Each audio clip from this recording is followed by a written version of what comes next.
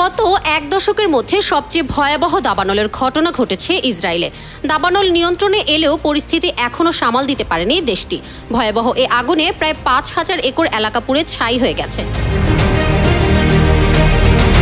দেশটির fire and rescue কর্তৃপক্ষ জানিয়েছে, ভয়ঙ্কর এই অগ্নিকাণ্ডে কোনো বাড়িঘর বা মানুষের বসতি ক্ষতিগ্রস্ত না হলেও প্রাকৃতিক পরিবেশ ও বনাঞ্চলের ব্যাপক ক্ষতি হয়েছে। ফায়ার অ্যান্ড রেস্কিউ বিভাগের মুখপাত্র তাল ভোলভোভিচ বলেছেন, এই আগুনকে অলৌকিকভাবে নিয়ন্ত্রণে আনা সম্ভব হয়েছে। তিনি জানিয়েছেন, আগুন ভয়াবহভাবে ছড়িয়ে পড়লেও তীব্র চেষ্টায় তা বসতবাড়ি থেকে দূরে রাখা সম্ভব হয়েছে।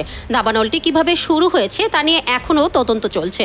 তবে গ্রীষ্মকালে খরা এবং প্রচণ্ড গরমের কারণে ইসরায়েলের বনাঞ্চল অত্যন্ত শুষ্ক ও আগুন ছড়ানোর উপযোগী হয়ে ওঠে। প্রসঙ্গত, বুধবার জেরুজালেমের উপকণ্ঠে অবস্থিত এশতাওল বনে বিশাল আকারে দাবানলের সূত্রপাত হয়। গরম ও শুষ্ক আবহাওয়া এবং তীব্র বাতাসের কারণে এটি দ্রুত ছড়িয়ে পড়ে।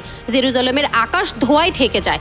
পাইন বনাঞ্চল জ্বলতে থাকে। সতর্কতামূলক ব্যবস্থা হিসেবে বেশ কয়েকটি এলাকার বাসিন্দাদের নিরাপদ স্থানে সরিয়ে নেওয়া হয়। দাবানলে ৫,০০০ একর এলাকা পুড়ে ছাই হয়ে গেছে। এটিকে ইসরায়েলের ইতিহাসে সবচেয়ে বড় প্রাকৃতিক অগ্নিকাণ্ড বলে উল্লেখ করেছেন কর্মকর্তারা।